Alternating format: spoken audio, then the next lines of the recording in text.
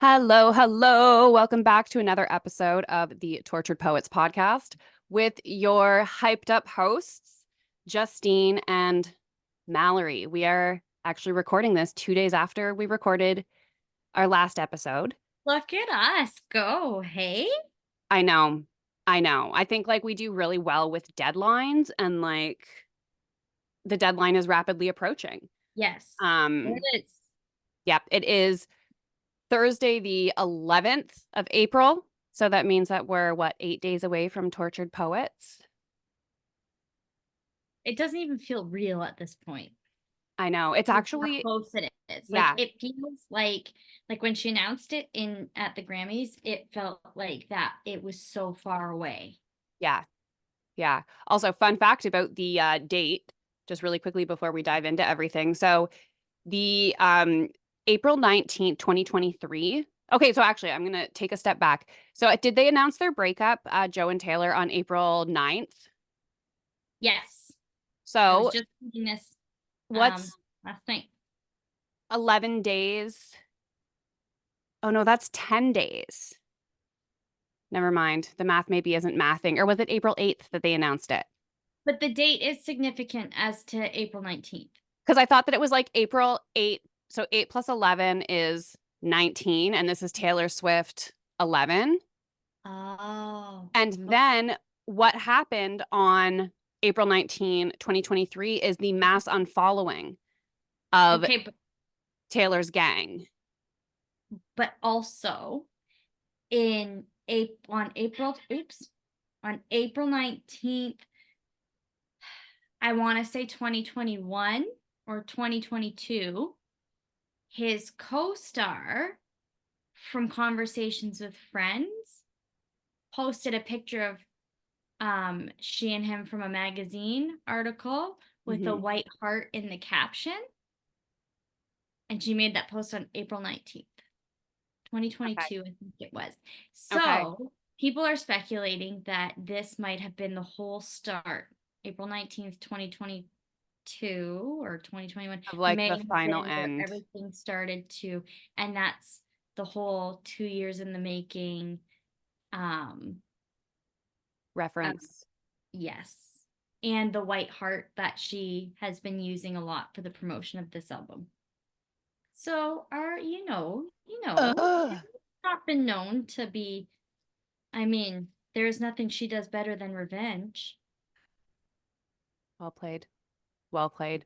Okay, Yeah. what do you have for news, news, news for us from the Taylorverse today? Well, in really exciting news, TikTok users, Taylor Swift's music has been re-added to the I TikTok platform, saw that. which is so exciting and even more exciting because now my viral TikTok has sound again. Oh my goodness. One of my favorite things to do on like TikTok when I use it is like the sing along challenges and stuff like that. And I was so Yeah. sad when all of those were like muted. So So I don't know people how to pick speculate any that other music. Taylor may, because um she's a rarity because she's one of the few artists that actually owns the copyright to her music. Mm-hmm. And Mm-hmm. so people are figuring that she probably made a deal with TikTok. Wasn't it Universal though, Yes. the like record label? It was their policy. Yes, but she owns the copyright to her music, so she has the rights to say Oh, where. right, right, right. Because And it's not like all artists and Universal have no, the agreement no. that she does. Correct. Okay. And Got it. so they're thinking because the whole thing that Universal is pushing is that artists were not making enough money off of TikTok, which I probably that's probably true. Um, I mean, artists are making money, but if you think of the smaller artists who aren't quite blown up as much, Mhm. TikTok is giving them their platform, Exposure. Yeah. their exposure. They Yep. should be getting their due from Yeah. TikTok. But anyways, that's a whole other topic. Another really funny thing is Sean has been insisting that I mention on the podcast that Travis's brother Jason Kelsey was on WrestleMania over the weekend. And Ooh. and I was doing my daily Taylor news searching Mhm. and saw articles that said that they had referred to him as Taylor Swift's brother-in-law. Teehee. Do with that what you will. That's hilarious. And yeah, and the only other exciting thing that I have Taylor related is that um the But Daddy I Love Him track on her new album is set to be nearly 6 minutes long. And So where did you see the track uh times? Because like I've seen so many conflicting pieces of information. I saw something like today that said Spotify has the yeah. So track timing, but then when I went to Spotify, I didn't see anything. So I- I literally just discovered this nugget of information about 10 minutes before we jumped on this call. Right. And it was on trending topics. And this on here is the Huff Post. And it says um, the song's length was revealed Thursday when music streaming platforms updated their page for Swift's new album. Mm. So it's 5 minutes and 40 seconds. But that's not the longest song on the album, How long is So Long London? right? Because remember, we had There seen was that. the rumor. So it should say if the tortured. I'm looking it up on Apple Music. Yeah, because I thought I saw it anyway. My sources were clearly wrong. Yeah, no, it's not showing times on Apple Music. So I don't know where people are getting this information from. So do with it what you will. And I will pretend like it's correct until we find out on Friday. That's exactly how I move through my life with pretty much everything. Right until proven wrong. And then I'm very open to being wrong. Like I'm not attached to being right, but I'm just gonna assume that I'm right until I'm not. Also, if anyone is actually watching the YouTube video of this and you're wondering what I'm doing, I'm applying my fake nails. I love that. I just finally took off like nail polish that I had on, and it was just like, the like two coat gel polish, whatever. It stayed on really well, but like my nails are like tinted like a little bit. Like I took it Oh, off, but like you can see, especially here, like that's like not a nail color. oh, is that from your 1989 polish? No, I have but some tinted blue for 1989 release. yeah, no, I Anyway, have. Anyway, okay, we're not going to go too off track because we do have a lot to say about this, what's it called? I'm like so distracted by my eye makeup. I was oh, like trying to I, look alive and my eyes are like watering from excitement or something. Anyway, um today what we are going to discuss is the Am I Allowed to Cry playlist. Um Technically, I think Mallory pointed out before we hit record that this is like the second stage of grief or whatever, but also grief's not linear. So we're just right. gonna, No, this is actually the third stage. because I thought this was the second stage, and so I thought I was right until I was But proven wrong that's 10 okay minutes because ago. everybody experiences grief in different stages. Yes, And and at different times. the place that I went to after being unprepared for our last recording was to listen to this repeatedly. So when I found out it was maybe not the right playlist, I was attached to And doing it, you know? maybe this is the way it's meant to be.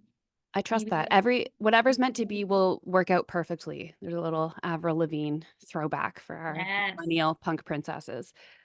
Okay, so we're gonna kick this off with the message from Taylor again. As always, go listen to it in Apple Music because her voice is much better than mine. So we have found the Am I Allowed to Cry playlist. This playlist takes you through the songs that I've written when I was in the bargaining stage. Times when, you're trying to make deals with yourself or someone that you care about. You're trying to make things better. You're oftentimes feeling really desperate because oftentimes we have a sort of gut intuition that tells us things are not going to go the way that we hope, which makes us more desperate, which makes us bargain more. Hope you enjoy the playlist. I, for one, very much enjoyed the playlist. Did enjoy the Um, what are your first impressions? um super depressing. Yes. Yep. Like I wait, is this the one that I no, wait, sorry, this is yes, this is the one I said to you. This is so depressed. Like the bargaining playlist Yes. is super depressing. Yes. Um, seeing this, like This Is Me Trying is on there. Yes. Agonizing Um, song. Soon You'll Get Better, which is a song that I actually can't listen to if I don't want to start bawling my eyes out. Mm-hmm. That's on there. Mm-hmm. Come In With the Rain, super Mm-hmm. sad. Like, yeah. Mm-hmm.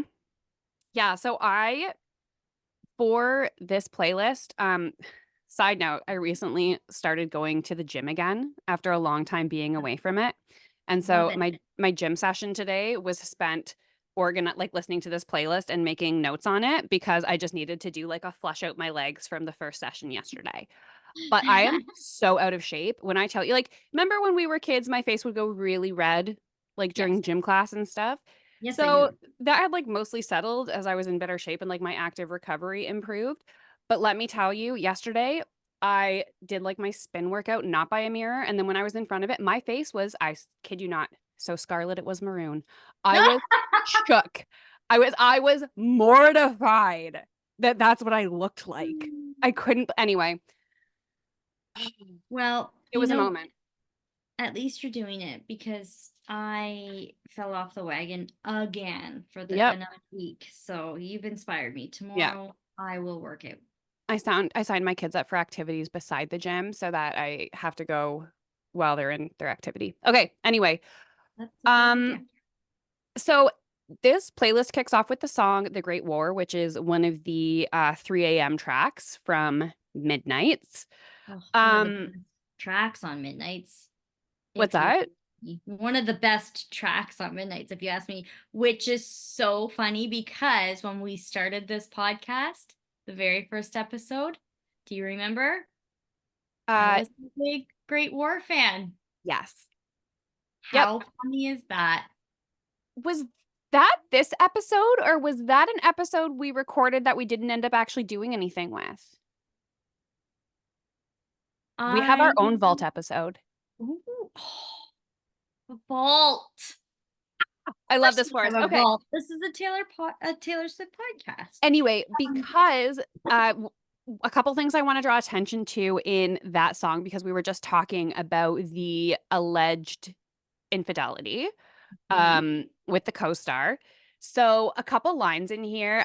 Maybe it was ego swinging, maybe it was her. It was her. Yep. And then the other things, somewhere in the haze had a sense I'd been betrayed. So somewhere in that lavender haze, that falling in love. So a little bit of the Yeah. allusion to like the denial as well there. And then one of the things that like really stuck out to me is it says like I vowed I would always be yours if we survived the Great War. And again, he didn't return that promise No. from what we know. Yeah. And I thought that that was really sad. He Um, didn't even care to. yeah, and it's like that just that concept of like um because we were talking in the last episode about how Lover being a denial song is so sad, especially because it's like it's a wedding anthem without Mhm. any sense of commitment. Yeah. And like Taylor does not use words lightly. So when she says, I vowed I would always be yours, it's like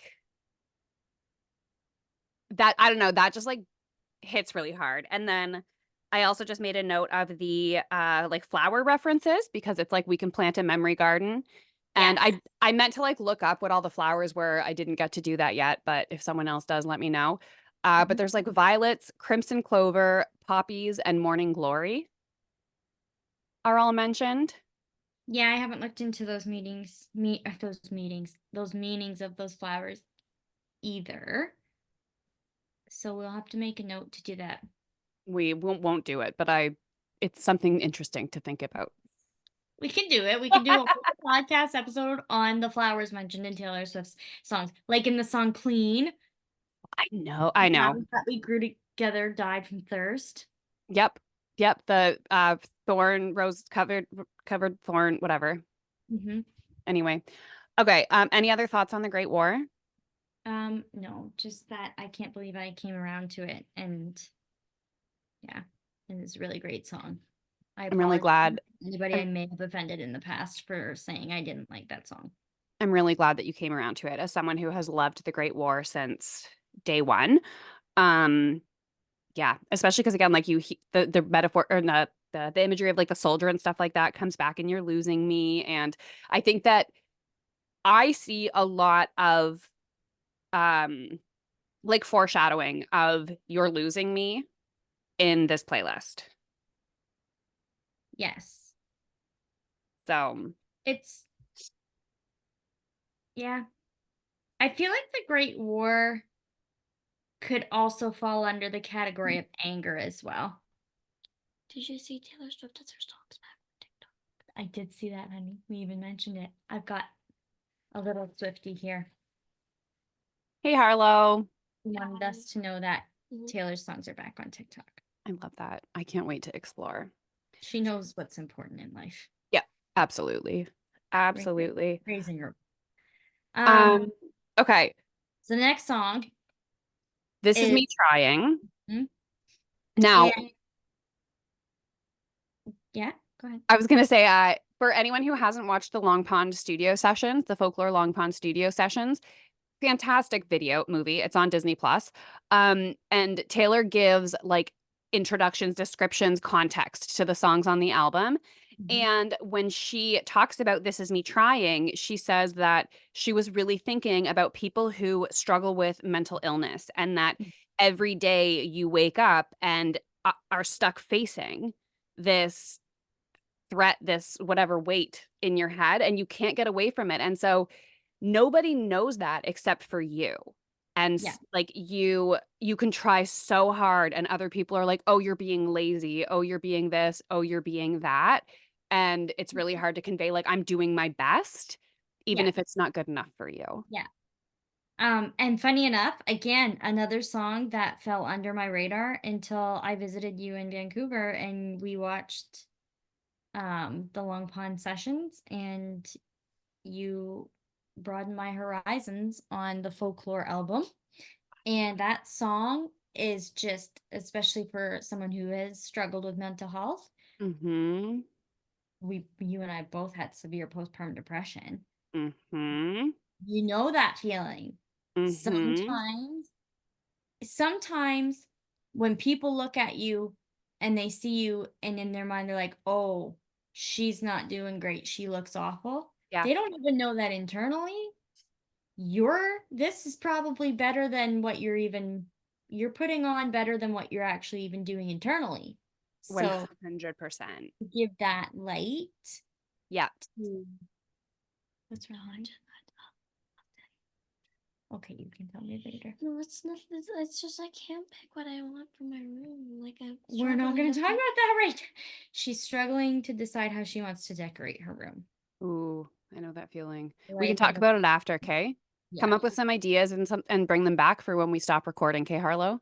She found a really cute collage of Taylor Swift pictures. I want a music themed room. Yeah.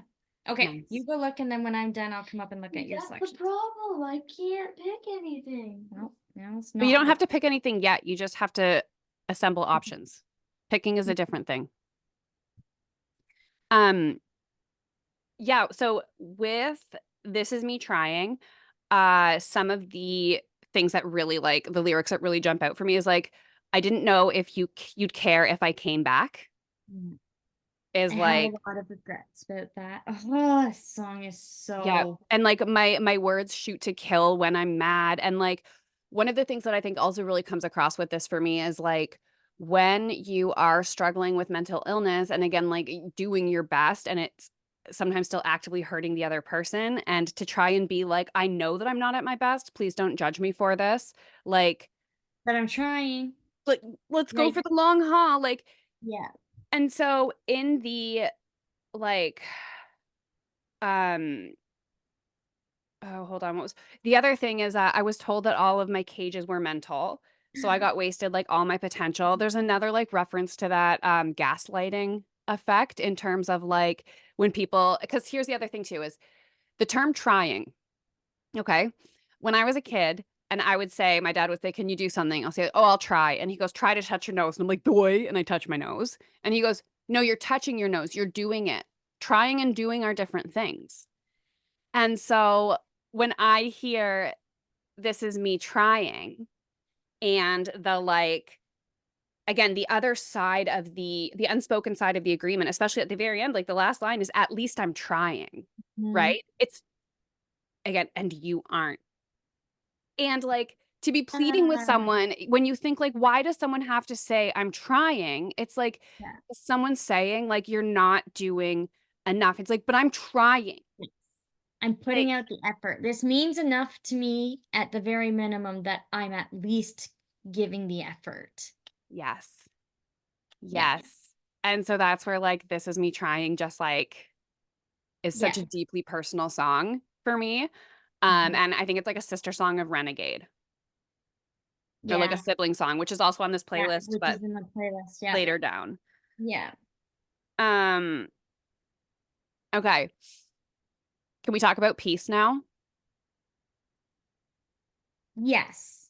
Do you have more for This Is Me Trying? No. I'm sorry, my thoughts were moving on to peace already, and I was already getting in my head Okay. with my Nope, thoughts. that's good. All right. Um, So the first thing that I have in my notes for peace is in capitals, devastating. yeah. Yeah.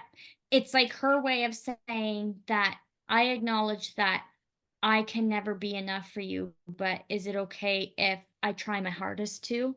Will you still love me if I try to be everything you need me to be, Mm-hmm. even if I can't be? Like, Mm-hmm. oh, I know. I know. so heartbreaking. And like, okay. So one of the like, I don't know, dissonance is the right word, but it's like like peace, you think, oh, peace, chill, nice, calm, whatever. The song opens with like a beep. Okay, Have like you that's seen that? Did I send you, just side note, the Instagram reel of the guy who gets in his car and he listens and it's the backup signal and he's like, "I'm pretty sure my car is singing peace to me."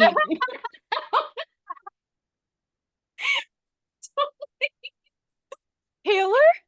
Is that you?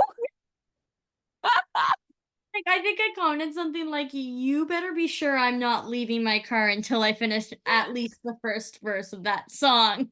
100%. Anything Yeah. less than I don't trust you as a human being. Yeah. Um, but yeah, so like not only is that beeping like not peaceful, but it sounds like a medical device. Yeah, okay. And at the very end of the song, it Yeah. just kind of like Ends. It's a very unsettling ending. and then think about in You're Losing Me, Mhm. my heart won't start anymore for you. You have like the heartbeat underlying, and then she says that and it cuts out. Yeah. And then like oh my goodness, I have so many notes for peace. So like you mentioned, like it really pairs well with This Is Me Trying in terms of that idea of like giving it your all and it not being enough. Like devastating lyrics, when danger is near, because it's like, I never have the courage of my convictions when danger is near, and it's just around the corner because it lives in me. Mhm. Like, oh, and then the bargaining, again, coming back to the theme of the playlist, because I'm a fire and I'll keep your brittle heart warm when your Yeah. cascade ocean wave blues come. So I find that line really interesting for a couple reasons.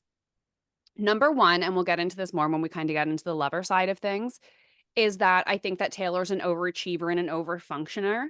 Mhm. And in relationships, overfunctioners tend to take more responsibility for what's going wrong than is Mhm. necessary and let the other person off the hook, like bad Which enablers. absolutely sounds loudly throughout this song piece. And so that's where also fire, Sagittarius, fire sign. Yes. Yes, Okay. yes, yes.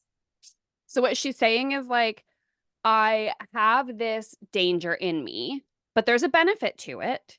in terms of like it can keep you warm. So I bring good to the table, but then it's not your Cascade ocean blue waves come, right?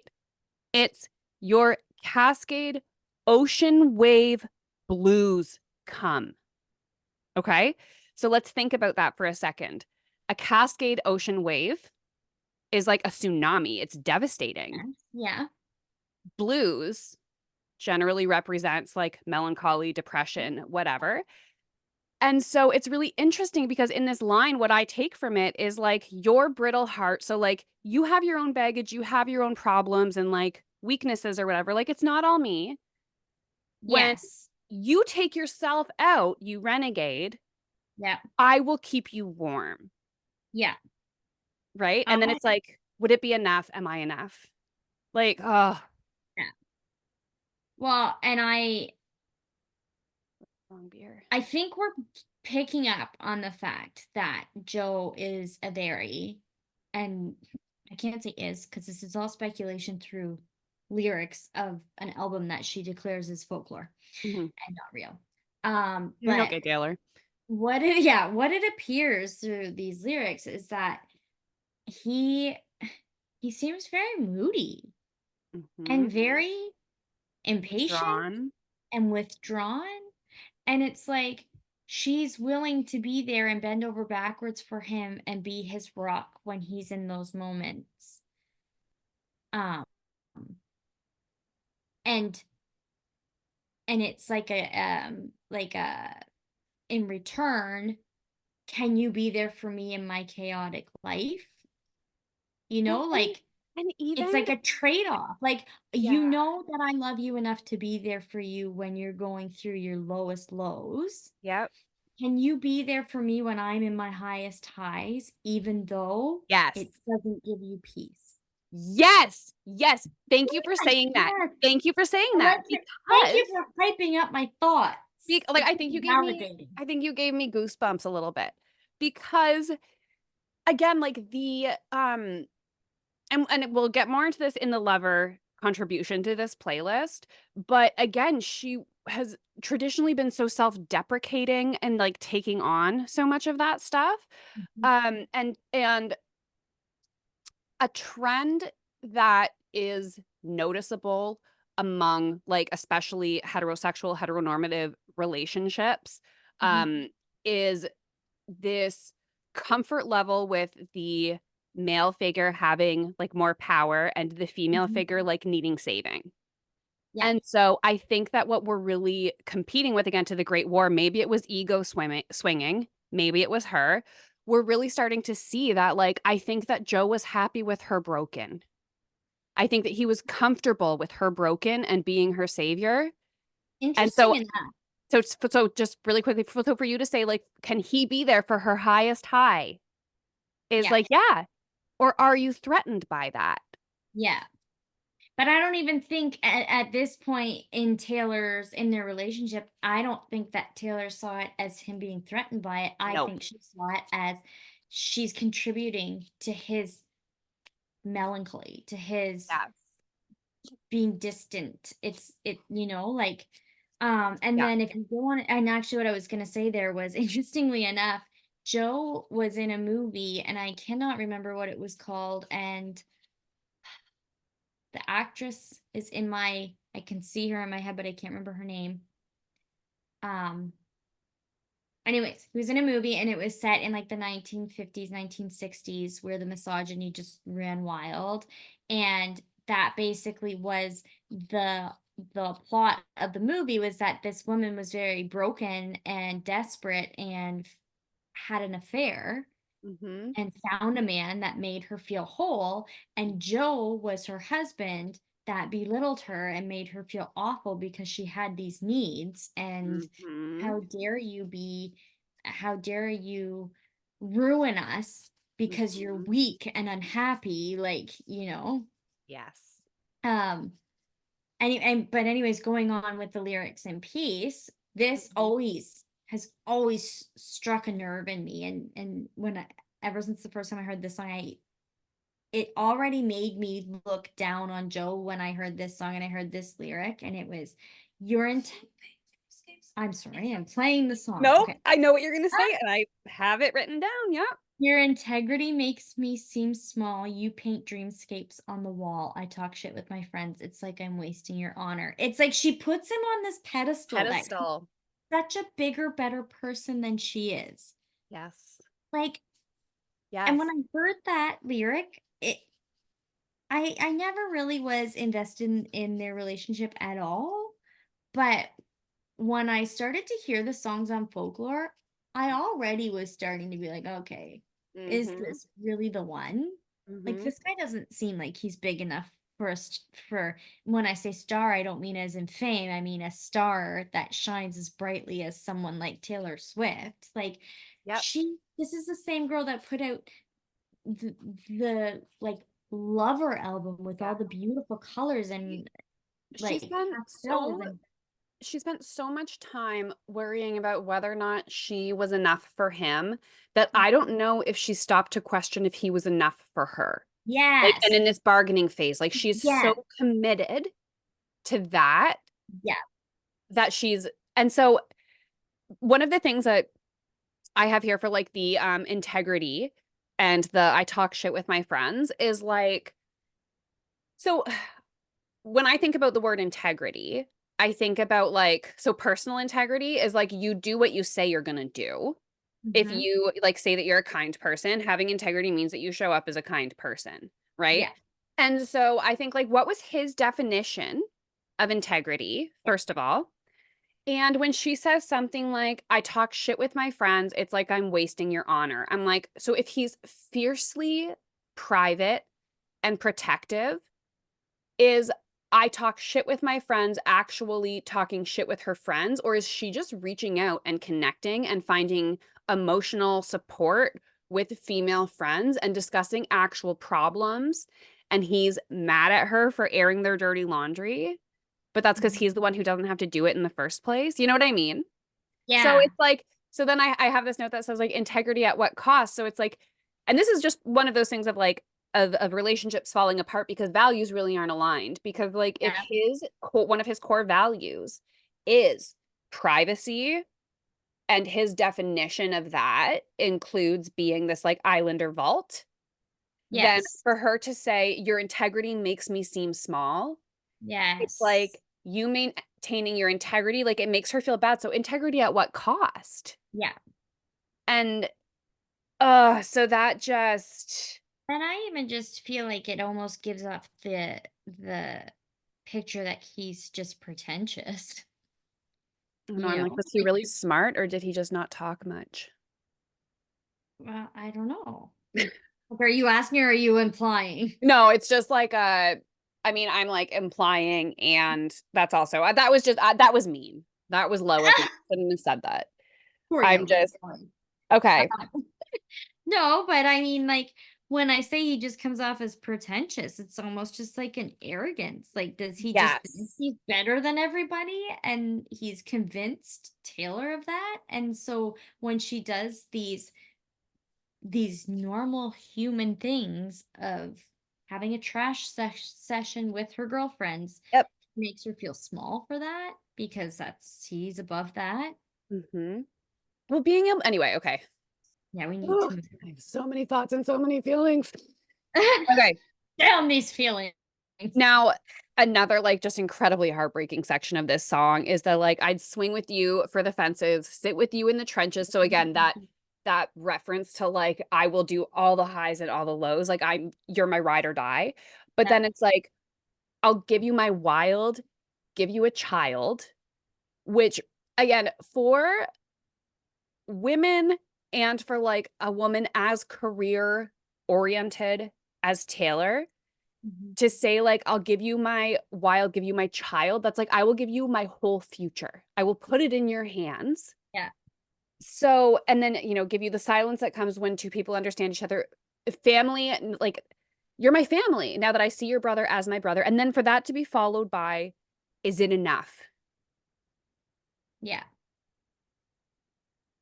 The fact that she's even having to ask that question in a relationship is just I know. And like like the she also takes the approach in this song that it's the outside world that's testing if this is enough. That the With threat comes from the outside world. Yes. Yes. It's like all these the world or all these people think it's for show, but I die for you in secret. It's us It's against. not the world judging your relationship, Taylor. It's Yeah, the what do you person you're in a relationship judging you. Yeah, My who do you actually have to prove this to? yes. Yeah. That's Yep. Um, and then the like, I'll give you my Your face sunshine. is blowing over this conversation. I You've needed to have a conversation about this song for a while, I feel. Peace Peace is such an underrated song. Don't even Yeah. get me started on Hoax, which again makes Oh, sense now, but at the time was in my mind the most perplexing yeah. song on Oh, I thought folklore. it was a healer song through and through. Because I it was to me, it was a song about a Yep. person who had led you on and left you, and Mm. I didn't know at the time. But and we're jumping ahead here, but Yes. it's like, I left a part of me back in New York. The hero died, so what's the movie for? It still hurts underneath the scars, Yes. but what you did is The just as yes. dark Oh, as when they pulled me apart. So again, that reference to like what you're saying about that idea mhm. of like The external world. threat Yeah. versus internal threat and her starting to have that sense of awareness. And Yes. that's like such an interesting spot for folklore to end on. But anyway, so back to peace here. But when it says I give you my sunshine, but the rain is always going to come when you stand with me. What I Midnight think about rain. now is not just midnight rain, but like you can have someone who hates the rain and wants to hide from it and thinks it's a bad thing or whatever, or you can have someone who's happy to dance with you at the rainiest rain show that ever rained. Yep. And because the rain's going to come no matter what. Yep. And so I just love that now she's in a relationship with someone who will show up with her in that and be a part of it. And it's beautiful, but this song, like, ultimately my read on is like she's asking him to trust her, right? And like, what's a relationship without trust? In peace, you mean? Or around Yeah. hopes? No, Okay. in peace. In I peace, think I that don't even think it's her asking him to trust her. I think it's she's very vulnerably, insecurely asking, does he trust her? It's like, yes, that's a better way of putting it. yeah, Do like you not versus asking, will can you? you trust me? Yes, Yeah, yes. but That's a better way of putting it. She's do asking you like, love me enough that and it's a very vulnerable song, yes. especially for someone like Taylor.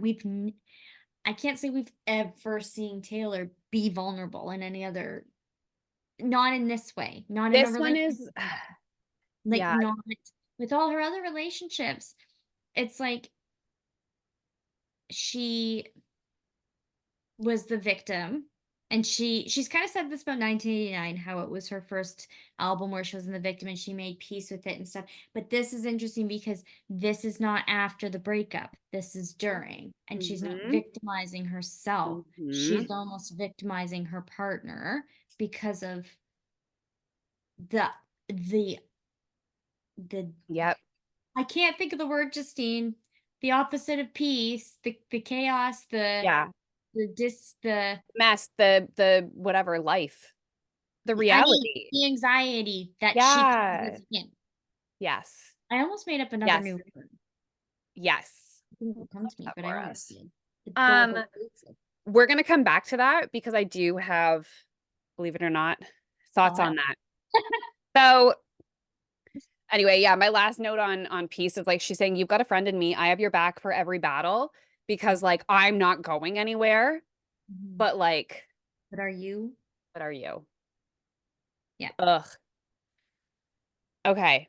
Poor girl. I just want to wrap her up in a blanket and hug her I when I listen to know. that song. I feel like such a big sister to her. Like Mm. I know so many people, they're like, "Oh, Taylor mother, da da da," all the Gen To Z be people. And quite honest, I feel like she's my big sister too. I feel like I'm the little sister, but I will cuddle her and wrap her up in a blanket yeah. and support she needs. Yeah, one of my friends is in the process of becoming not a Swiftie, but like becoming acquainted with her world. Mhm. And one of the things my friend said is she was just like, you guys, like the Swifties, she's like, you actually care about her. I'm like, we do. I know Yeah. that like there's limits to the health of parasocial relationships and all that jazz, but like Blah anyway, blah blah. other rabbit hole. Okay. Sure. Now we are into the lover era of this Yeah. playlist. We've got And a few to go. We gotta keep going. here's the no, this is just gonna be a long episode unless you have like a hard stop. I have like Well, I do have to help get the kids to bed soon. okay, at what time? How long do you have left? Usually Sean will start coming at me at about 9:30, and it's 9:32. Friggin' A. Oh no, but this is so good. Okay. Because we're at The Archer, which is track 5 on Lover, and this is one of my favorite Yeah. songs. I love The Archer because it's one of the songs that, like, in Lover, what we really see is maturity in Taylor's relationship and her songwriting and all of Yeah. that stuff. And The Archer has so much self-awareness, like reckoning with self-awareness and really trying to fight against the way that she has been and the way that she wants to be going forward. So like cruelty wins in the movies, again the reference like my words shoot to kill when I'm mad from last, but it's like I threw out 100 speeches full of all the things that I wanted to say that were mean because that's not how I want to be anymore. So it's like, help me hold on to you. Like, I see both sides of this, but we have to work together. Like, and another thing that I love about The Archer is the way that she really starts to bring that sense of like self-sabotage almost to life with like, I cut off my nose just to spite my face and I hate my reflections for years and years. Yeah. Like, oh, and just this whole concept of like combat, I'm ready for combat. It's like against who? Who are you fighting? Like Yes. there's such a sense of like reckoning Yeah. And there. just resentment, Yes. right? Like, just she was so burned so much in so many different circumstances that it just got her back up. Yep. She forgot that at some point she didn't have to be that way anymore, and that time moves on and life changes, and it's okay to relax, and it's okay to enjoy things, and it's okay to allow yourself to move on. Mhm. Now my question for you is, when you listen to Archer, do you listen to it in the way that she's talking to, like, Joe, or to her fans? I think that the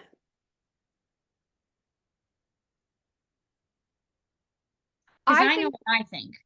I it's tough. So I think that at the time it was about trying to hold on to the romantic relationship because she had been taught that that was the most important thing that she could accomplish in her life is holding on to a man. And Mhm. that's where I think help me hold on to you. Like that plea is really touching or touching, heartbreaking, whatever. But Yeah. um I think and again like and this will come up more in the lover analysis here, but just that recognition of like how her defense mechanisms were coming up and impacting her ability to be in a relationship. Like I think Right. that's so personal. But that said, one of my favorite tidbits about The Archer and about like the Swiftie fandom in general is like the fan initiated efforts. And so I don't know which show this happened at in the Eras tour, but there was a fan initiated effort to get signs that said "We will stay." And the Yes. people in the front ground level, when she was playing The Archer, they held up signs that said "We will stay." And so Was the when first show they did that at when Travis Kelce was there? Or were they doing that before that show already? I Because don't remember, they That would all have been kind of Argentina. I I think so, but I don't know for sure. Um, but yeah, I think that when she introduces Lover for the Eras film and stuff like that, like she says, I wrote these songs at different points in my life, and I hope that after tonight, when you hear this song, you think about us being together. I think that in that way, The Archer has evolved to a degree where, like, she's on the record saying that the fans are her longest and best relationship in her life. And Yeah. so I think that has maybe shifted a bit, but I don't know. I was just curious. I've always listened to it in the point, like, when I tried to listen to it as a relationship song, I just could never really see the connection.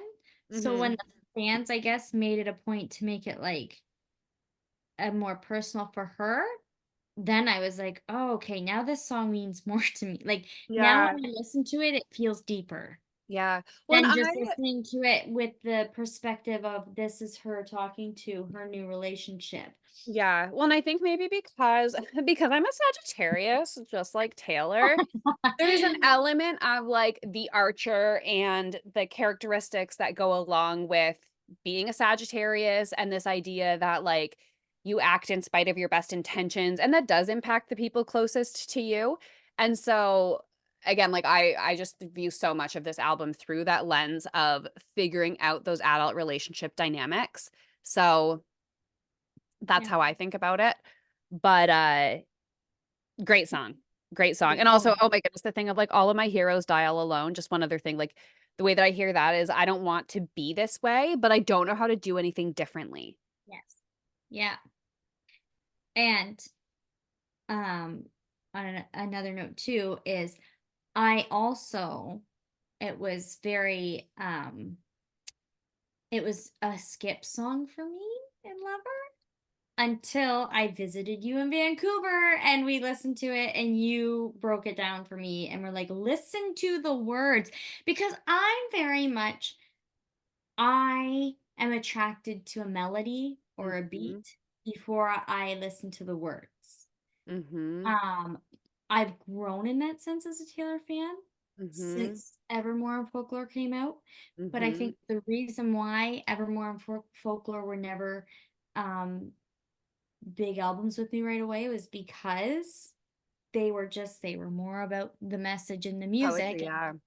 yeah, and I just wasn't there yet in my relationship as a Swiftie, and now I am, and now it's exciting because I get to go back to all these albums and listen with a new ear. Yes. So it's really funny because my like low key break with Taylor was over the 1989 into Reputation eras when they were happening in real time. Because I think 1989 is so guarded and she really dropped that like diary type songwriting. It's an incredible, like the production is impeccable, Mhm. but it's very guarded. And so I think that in Lover, we really see her again putting down that armor and being vulnerable and starting to really share those insecurities. And so in the same way that like in Out of the Woods on 1989 repeats that like are we out of the woods to mimic anxiety? Like when Yeah, I hear The Archer, that's what I hear in terms of that like they see right through me, they see yeah, through like yeah, and it all builds and when you think I've been the archer, I've been the prey. So like at this point, like her comfort level is being the archer and being like the calculate, like I'm in power. So she yes, feels like the prey, she feels hunted. And so yeah, that sense of like dun dun dun dun dun, yeah. and you see right through. Anyway, I love the Well, art. and the whole, "Who could ever leave me, darling, but who could But stay?" who could But stay? it mimics that whole era too of, like, when she was on top with all her, her girl gang of friends, and she was blasting her enemies publicly because she felt very empowered because of all this. Her words shoot to kill when she's mad. Yeah, and then in reality, it was like a lot of them were with her for her status, Mhm. but they didn't stick around. And it Mhm. was almost because she maybe got to that point where it gets intolerable to be around people who are very, very resentful and vindictive. Well, yeah, and I think And like oh I sorry, think go ahead. she started, in the reputation phase, like that kind of started to be the route she was taking until she met Joe. And then I think that's when she let up and she's like, "Oh, Mhm. okay, I need to take a look at myself Well, because and my that's where whole like personality is becoming going after the people who did me wrong." yes. And it's so, who could ever leave me? Here I am on top, but also who am I turning into? Who could stay? Why would people stay? Yeah, great song. Love it. Love it. Okay. Cornelia Street. Ah, On the normal Lover CD, Cornelia Street is a straight skip for me. Okay.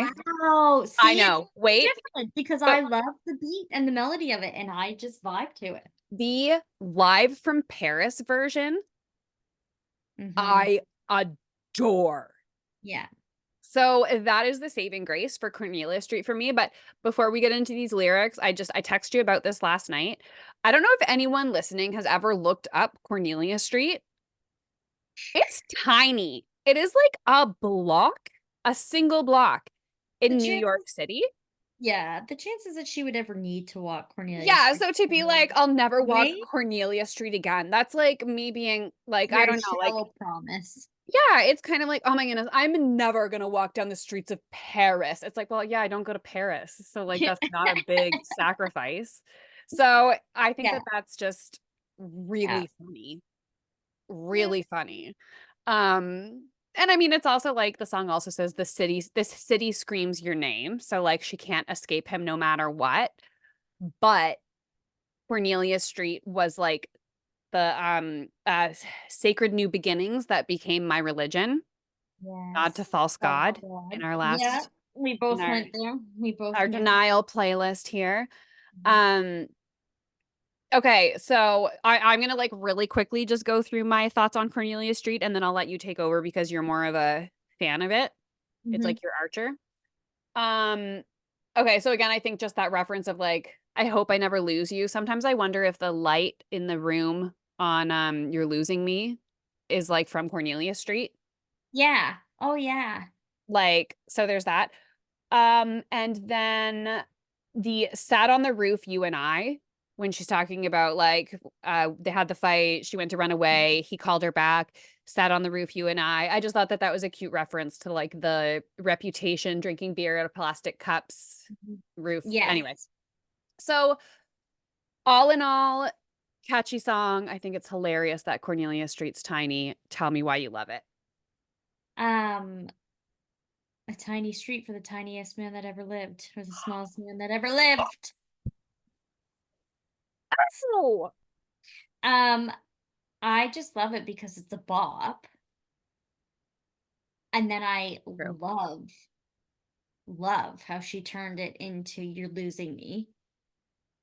Like taking her song for him We'll back. never lose this well, and again, it's like with You're losing me. the uh, within song structures themselves, like I think this is part of like writing a country song. The narrative is this idea that like you build up and then there's this like flip and it's not what you expected. Like Taylor does this really, really well, right? And Yes. so I find it so interesting that the anxiety that weaves its way through Lover, Folklore, Evermore, it's all this like fear. I hope I never lose this. I hope I never do it. And then in the end, she's like, no, you lost me.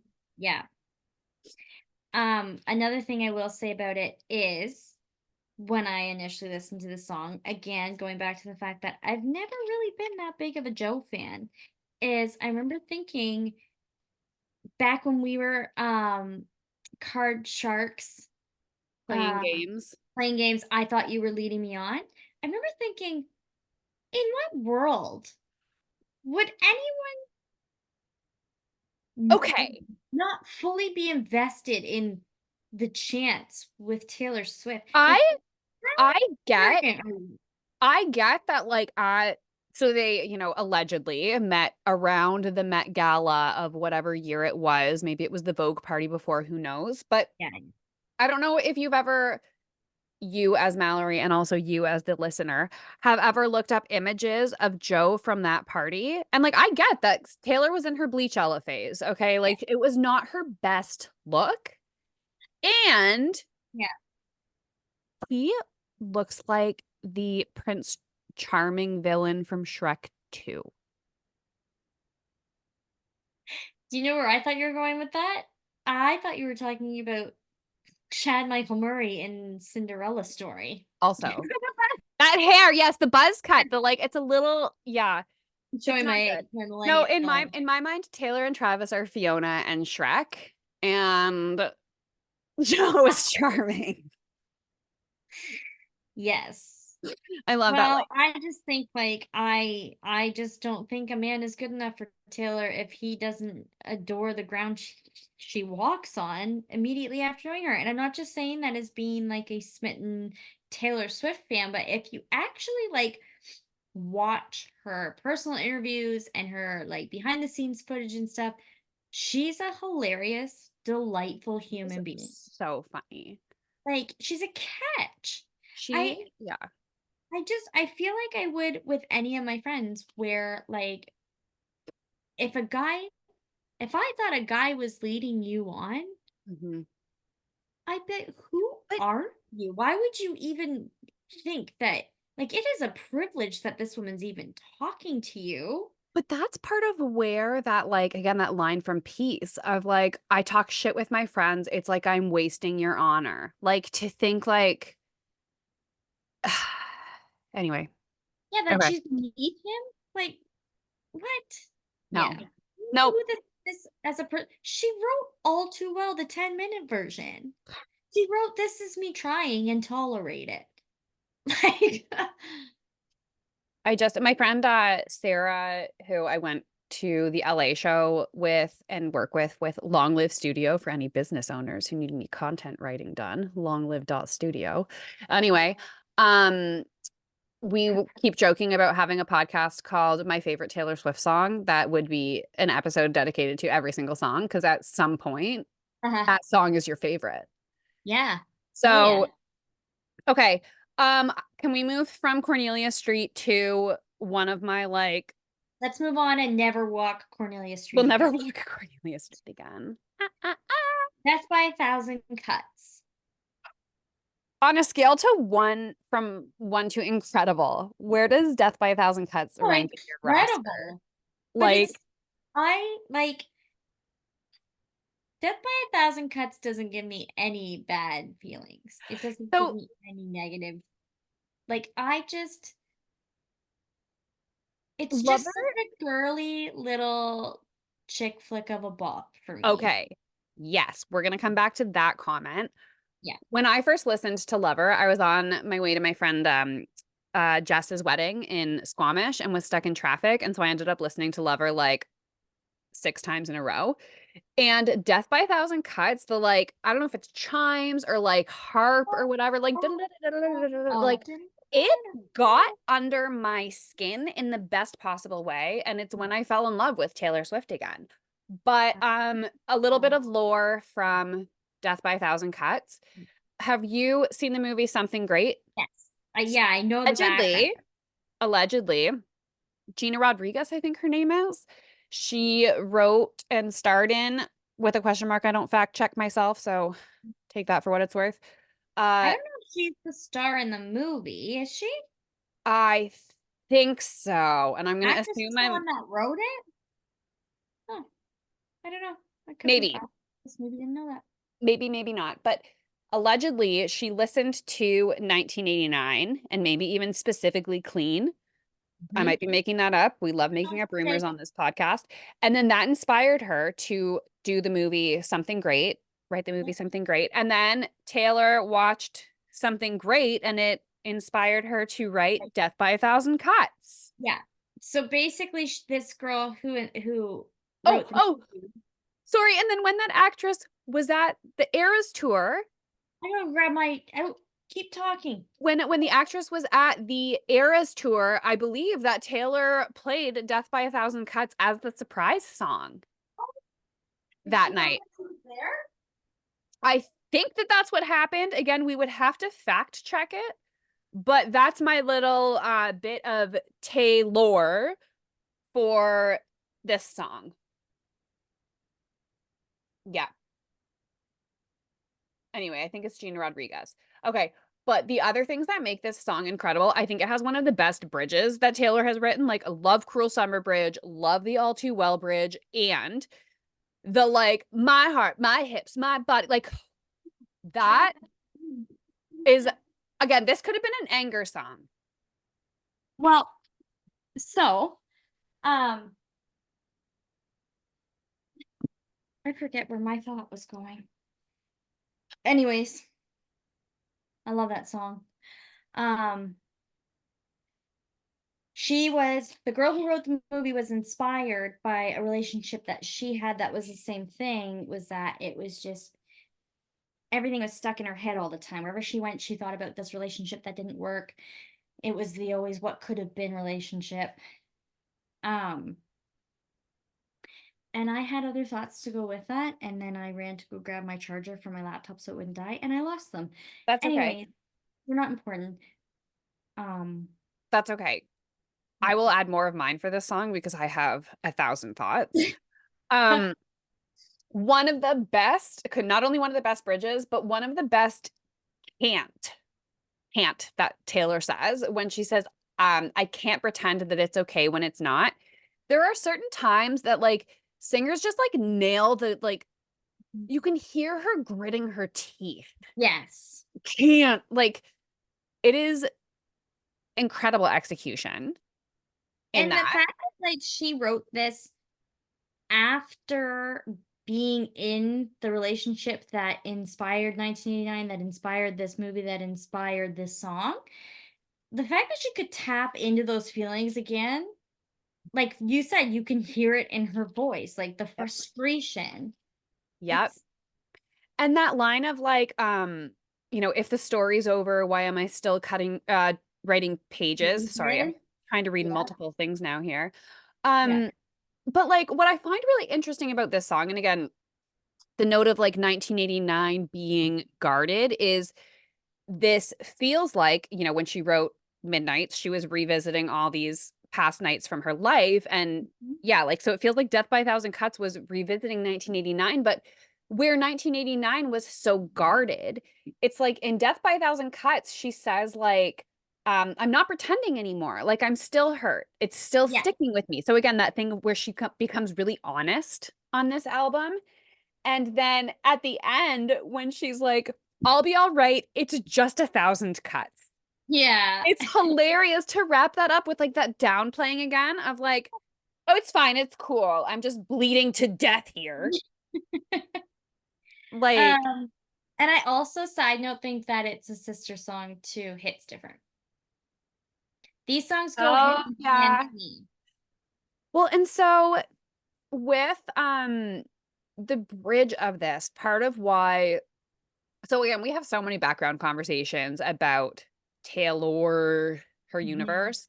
And one of the things that we've talked about is like in those relationship archetypes, like if Joe is that like pensive, withdrawn, whatever, Harry was like the big, brief, what could have been. Oh, yeah. Yeah. Um, and oh shit, where was I going with that? Harry, big, what could have been, death by a thousand. Oh, the bridge. When it's like my heart, my hips, my body, my love, trying to find a part of me that you didn't touch. It gave up on me like I was a bad drug. That our songs, our film, United We Stand.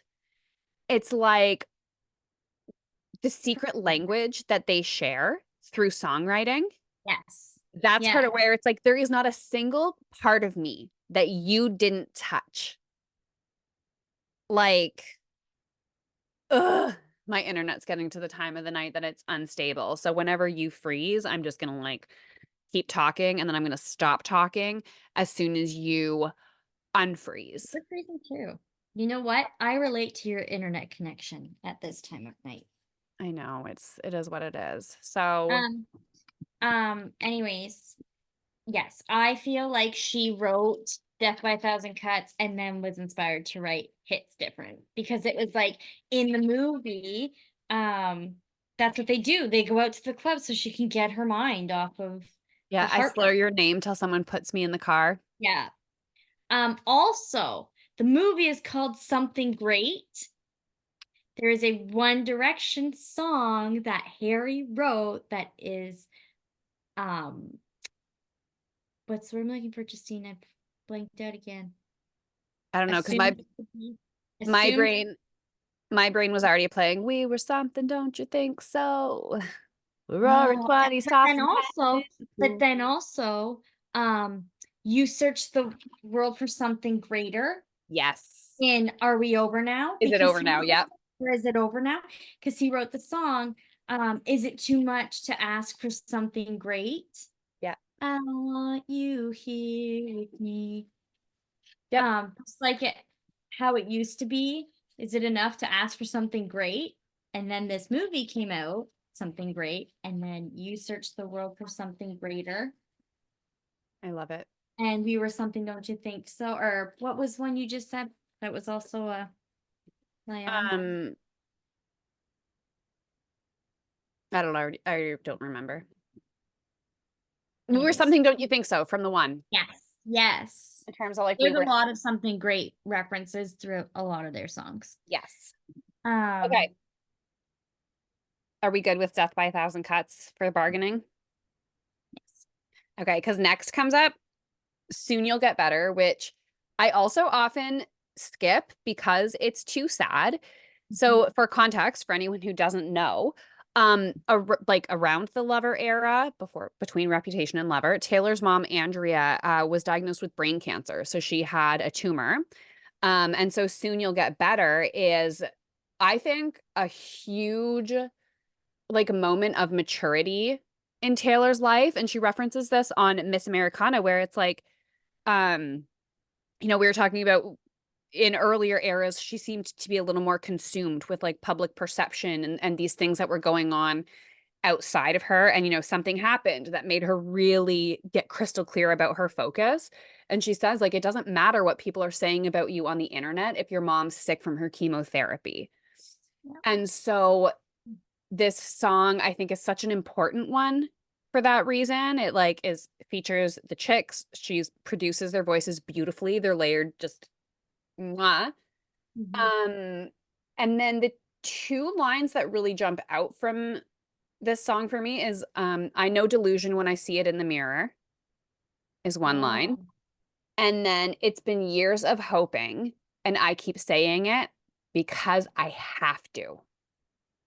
So it's this sense of like, if you're not attached to hope and always pursuing this like good, quote unquote, good end result, then what is going on? Yeah. So yeah, so I think this Mhm. not only does this song bring to light the like feelings and the grief, the bargaining outside of purely a relationship point of view, um, but again, it's just such a big moment of maturity, I think, in her life and evolution. Mhm. And it's also so heart-wrenching that the guitar strumming in it mimics the songs Don't You Ever Grow Up and I Had the Best Day. I know. For that, but I love it so much. I can't listen to it. Like I literally couldn't tell Yep. you a lot of the lyrics in it because it comes on and when I start to listen to the words, I fall apart. Yep. Same as Ronan. Ronan is a song that I I don't listen to. I first came across Ronan when I was like pregnant with Levi, and it was one of the nights like I didn't want to go out because I was pregnant and felt gross. And Joe went out and he came home, and I was sobbing on the couch, When you're pregnant, sobbing. song would hit in a totally different way. Yeah. Okay. Okay, Putting that Afterglow. on. What's that? Afterglow. Afterglow. Yes. Okay. I have to keep going. We're like halfway through I this. know. People Luckily, are bored at this my point. notes dropped down a lot really soon because it's when my workout ended. So I just didn't have any more to whatever. But okay, I have so much to say about Afterglow though. My notes significantly drop. It's fine. I have so much to Not at Afterglow. It's after Better Man. We have a few to go. man. It's like 3 songs to 4 songs from That's now. okay. I don't have much Okay. for 1989, okay? Yeah. But Well, I do. I know that's why I don't have a lot for it. Okay. Okay. So Afterglow, because we were talking about the like defense mechanisms, the stonewalling, the shutting down and stuff like that, and Taylor being like an overfunctioner and taking too much responsibility. And this song is such a great example of it, where like she says, it is all me. And like in the sense of bargaining, it's like she Yeah. is willing to abdicate her position, her pain, her whatever it is, and just say, "It's fine. We don't have to worry about me as long as we're gonna be okay." And Yeah. so when it comes to relationships, like, I think anxious and avoidant attachment styles show up so much in Mhm. Lover and Beyond. So, are you Yeah. familiar with this? I've been reading about what's shocked me the So most is how many people have been commenting how are you shocked that Lover is an album filled with anxiety? I Like, a know. lot of people knew. I didn't until I saw I it in a did. study. I okay, well, I would say I didn't think of it as being completely laced with it, but songs like Afterglow really Yeah. make gave me pause. And okay, so with attachment styles and how they show up in relationships, Mhm. it's like with anxious and avoidant, it's because they tend to pair up together, right? Like, we seek balance. So someone with an anxious attachment style is more likely to reach out, to try and to talk about it, to make things better, to actively whatever. The person with the avoidant attachment style is more likely to shut down and not wanna get into the conversation because they don't wanna make it worse, Yes. okay? Mhm. And so when we think about this, and like the narrative of Taylor and Joe's relationship, like, he stonewalls it seems that he stonewalls as a defense mechanism, and then she ends up taking all the responsibility because she's just trying to make it better.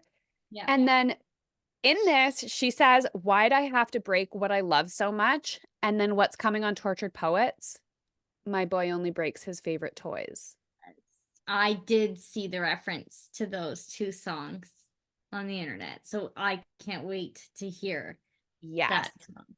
And then the sense of or the idea of, like, her just being a fixer, it's like, it's so excruciating to see you low, just wanna lift you up and not let you go. It's like, again, she's willing to do whatever it is to make him feel better without actually considering How she her. feels. Yeah. Yeah, and the other thing is, like, especially in her earlier eras, her idea of love was so fairy tale, so high school, so young, this idea that, like, we're soulmates or, like, I'm never going to hurt you, and that's what good love is, and, like, in Afterglow, we really see that acknowledgement that, like, we are going to hurt each other and our relationship is based on what we do when that inevitably happens. You know, like, Mhm. "Tell me I'm all you want even when I break your heart." I didn't Yeah. mean it, like, have the Yeah. grace for us through this. But, like, and then I'm the one who burned us down and the lover house gets burned down. Mhm. Mhm. And like That's I like said in our last call in Midnights when she's playing with the mm, lighter and she's watching the flame with that look, almost like I'm so ready to do this. well, that's where I'm ready to intentionally do this. Midnights was a threat when people are like, Yeah. "Is it a breakup album?" It's not, it was a threat. Yeah. Is what it was. So, okay, do you have more thoughts on Afterglow? No, I Okay. want to get to I wish you would. Hey, my only thoughts on I Wish You Would is that there's so much left unsaid. Mhm. It's like her, again, just being so guarded, putting up that wall and being like, "I can't fully say how I feel, but I want you to come here." Well, and the funny thing is, if you listen to Harry's music, he released his first solo album in 2017, and a lot of that music he wrote between the time of a lot of the songs that he wrote in 2013, 2014 ended up One Direction songs, but a lot of the songs that he wrote in like 2015, 2016, leading up to 2017 when his album came out, ended up on his album. Mhm. And so that was after she released 1989. Mhm. 1989, in Harry's songs, he talks about, "Why don't you ever say what you feel? We don't say what we really mean. Um, I'm always the first one to break. I'm always the first one to call." And it's almost like he heard 1989 and he heard everything he needed to hear when when they were Yep. going Yep. through. Yep. So it plays on the timeline of wrong place, wrong time. Mhm. And it's like Taylor was too stubborn and full of pride to say this to him when he was in the moment hurting her and not being who she wanted him to be. So she didn't say any of it. And then she released 1989 and it all came out. And then all of a sudden it's like, then Harry released an album, and he's even said about the album, like, sometimes you want to give them a song and sometimes you want to give them a tip of the hat, and sometimes you want to give them the whole hat, is what he said about his album in regards to his breakup, in regards to whoever the album was about, because it was definitely a breakup album. And it's just, when I was talking the other night in our last call about how I am obsessed with the whole Haler situation, because it reminds me of the movies we watched growing up. And it's like, I feel like they need to have a moment where they sit down and they hash it all out, because it feels so, there's Heath no Ledger and Julia closure. Stiles. Yes, I need closure. I'm used to getting my happy endings with She's All That and 10 Things I Hate About You. Yep. And Now You Kissed. What's up? Yep. I'm sorry. I have to pee so badly right now because, yes, with going to the gym, I'm drinking so much more water. And yes. And so what I'm going to do. You're also drinking a beer. Yes. But also, again, like 2 full giant bottles of water preceded this. And so should I just pause the recording and then resume it when I get back? Yes. Because, yeah, I'm like losing my mind. Okay. BRB. Okay, we're back at it with an empty bladder and a container of peanut butter pretzels, and we really have to boogie, because I was like, this is gonna take an hour. And I was wrong, because I can't judge time at all. Okay, yeah, it's been almost, how long has it been? Almost 2? Dog, hush. I hope not. Okay. Started at like 8:30, 9 o'clock. Dog, do you hear my dog? No, I don't. Okay, good. Then I'm gonna ignore him. Okay. So I wish you would. I wish I wasn't so pressed on time, because I have so many thoughts about all the Haler songs. But anyways, One Direction also has a song, and it's called Where Do Broken Hearts Go? And it's basically them saying about recognizing, he helped write it, and it's basically about recognizing that you broke someone's heart, you feel awful about it, and now you're ready to make it right. Yep. And where are you going? My dog is knocking over things. Oh. And anyways, so this song. Yep. And How You Get the Girl. Yep. Both of those songs, I feel like Harry has had songs that follow those up to kind of answer her and respond to these songs. And that's what I have to say about that. I love that. You're like, I have more to say, but I'm so pressed, and I know. I'm like, I'm panicked. We'll do a full 1989 thing. Yes, we're gonna point. do a full 1989 breakdown at some point. But yeah, like my big thing with like this again is like with I Wish You Would, so much was left unsaid. If the reference to like not showing their cards, not being fully open. Say Don't Go. I love this song. The pauses, like waiting for the answer that again does not come. They're excruciating. There's another nod to, being unarmed, being vulnerable, holding out hope. I would stay forever. Yeah. Oh, if you said don't go. Yeah. And then this is an ultimate bargaining song. Yes. The ultimate bargaining song. 100%. I'm obsessed with it. Okay. I also feel like the song that could have been on here is How You Get the Girl. Because in a sense, it's like, if you do all these things for me, you can have me back. And it actually, that song ends with her saying, and that's how it's worked. That's how you got the girl. So she's still holding out for that ending. Yes. No, because that's, although I do think that, I mean, they were on and off after 1989. I mean, during while she was writing 1989, like they broke up in the start of the year, I think. And I think after that, it was kind of just, but it was just never officially back on. And so I think that's why a lot of those, and that's like, is it over now? Like, I think that's a whole based on the fact of what came after they broke up. Mm-hmm. Alludes more, like, I don't think she really alluded too much in 1989 of when they had a situationship. Mm-hmm. In Reputation, I think she did. Yes. And again, I think it's a Or reflection of those the like and I think it's like the protective nature of what she yeah. cares about. Yeah. And Yeah. I think it's her pride. I Yep. also think it's that she wanted to She and her punish. stupid pride, Yep. you know? Okay. Uh, So let's okay, move on to so Come Back, Be Here. Um, some of these songs I feel like they're not so much bargaining a breakup. I feel like she kind of had to grab things from because obviously she wanted something from each album that she's re-released to be represented on each mhm, playlist. Um Better Man 100% I think is a bargaining song. if you were a better man. Yep. Come Back Be Here, I don't think it's bargaining as in like a grieving sense. I think it's more No, like I'm excited about this work and I'm bummed out for all the things that come between this. Not a yeah. breakup, and not in the fact of like trying to convince somebody not to leave. Yeah, and I think That's there what is I'm saying.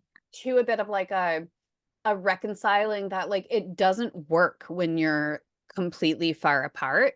And Yeah. so like what does it take to bridge that? Hmm. Um yeah, and then I just have a thing here that says like I'm falling for you when your world's away. And I Yeah. think that that was just a bit about like falling in love with the idea of something, which is maybe more denial. But Yeah. Well, something I also think it's because like it's speculated to be a Harry song, and they were in LA for like a few weeks, and then they were never slated to be in North America. They just did like a quick little stint, yeah, and then he had to.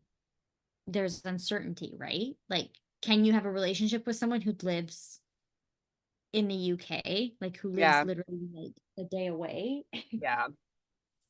Um okay, but Better Man, Mm, I heard that first of all, allegedly it was between this one and All Too Well for track 5 on Red, and then she ended up with All Too Well, and Better Man went to Little Big Town.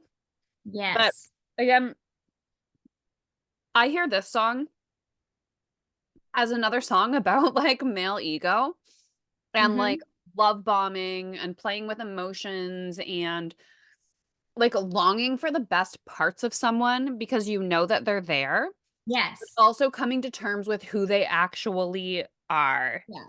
And again, it's like that the breaking of the fairy tale And it's love. absolutely devastating when you fall in love with the best parts of somebody that are overshadowed by the worst parts. Hmm. And that person isn't even aware of those worst parts and isn't even conscious enough of how they feel about you to even try and work on those bad parts. That's devastating. Yep. Like, Yep. Yeah, I gave you my best, and we both know you can't say that. yeah, yeah. Okay. What a slap to the face. Yeah. It's literally the I love you more than you love me scenario. Yep. Ugh. 100%. Okay. I honestly just want to jump really quickly to Renegade Yeah. because I think that I think that the other songs in the playlist, there's the story of us, haunted, come in with the I rain, have the to other side. all I have to say about Haunted Hmm. is that it was one of my surprise songs at my show. I was very jealous. It was a good one. I belted it because that was one of the ones that when Speak Now came out, I would drive to and from school and like just belt it. So to be able to belt that live with Taylor Swift, It's to sing actually it with her, it's one of the re-records that I missed the original version. I'm glad I own the CD so I can still revisit it. But it's one that like the maturity in her voice took away from some of the power of the song for me. But that's okay. I will still stream Taylor's version because I'm loyal. no. But How do you uh, think I feel about Out of the Woods and Style not yep. being the same? Yeah, it's a toughie. It's But devastating. I think that like that kind of collection of songs again is just a little more of the like less mature perspective for some of this, but I think that Renegade is a really powerful song in terms of like, you know, we've talked a lot about this idea of her taking too much responsibility and like giving the person on the other side, putting them on a pedestal, giving them too much grace. And I feel like Renegade is such a moment of like standing in her own power and Yeah. saying, like, yeah, like, is it insensitive of me to say, get your shit together so I can See, love you? and what I have to say about that is I don't see it so much as a bargaining song as an acceptance song. Like Yeah, it's like, I see this for what it is. I yes, wish you could, but yes. you can't. And I'm done. Yes. It's like a very much like this is where I'm drawing the line. This is my boundary. And so like you can meet me here and I am ready to be in this. I know everything. Yeah. Like if I had known all of this stuff 6 years ago, maybe I would have been scared away, but like I'm here now. Hmm. And that's where it's like again for it to ultimately end in you're losing me. It's like too yeah. But I love Renegade. It is a fucking Yeah. bop. The lyric, you fire off missiles because you hate yourself, but do you know you're demolishing me? Huh. Yes. And again, like that idea of like the defense Like, mechanisms and like when you show up in a relationship in a healthy way, then you can like reveal the skeletons in your closet without them causing harm to the mhm. other person. Yeah. And so, yeah, just the awareness of being like, oh, like you're not so perfect and like but with empathy Yeah. like a lot of the younger songs were very like attacky, black and white. Like again, I'm the victim, you're the aggressor. The Hmm. Archer, you kind of see that shift. And then Yeah. towards the later stuff, you really see that, yeah, like maturity and empathy, but saying like you have to meet me here in this. Like I can't carry the relationship on my own. Yeah. Exactly. Yeah. Yeah. I can care for you, but I can't carry you.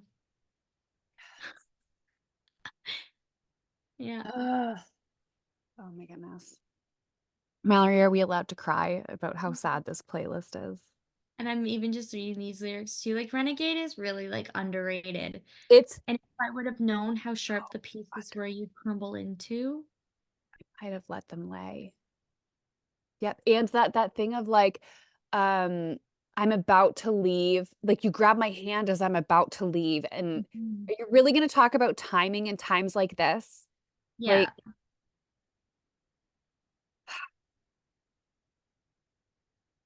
I love that song so much.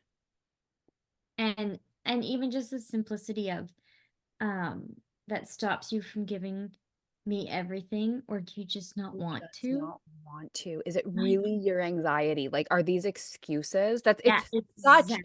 it's such a like, It's a very mature way to look at things, and I love her for it because it feels like so many, especially after Lover and Folklore, yes. it feels like she's stepped into her own and been like, okay, Mhm. let's grow up a little bit and look at this with our adult eyes. Go help yourself. Get your shit together. Yeah. Yep. Yeah. Okay. We are going to wrap this up. I'm incredibly grateful to your family for letting me keep you up I this went late. upstairs and everyone's in bed. I got to kiss my children, but they were both asleep, which is actually great I was because gonna say best life it'd be vibes. horrific if I went upstairs and everybody, if they were all up. But Yeah. Okay. yeah. Well, we're Got going my to notes done. I'm happy for you. I Yeah, finished a beer. me too. No, I didn't finish beer. I'm happy for me that I did my Oh, notes. I was like, how did you manage that? I didn't know Yeah, that. I'm extremely talented. Good for for you. you. Get some nails done. Multitasking. Okay, well, we're going to find a time to record the third installment in this 5-part series. The And third and fourth and fifth I know. in the and- next 8 days. and 7 we are, yeah, almost one day closer to Tortured Poets. I'm so excited.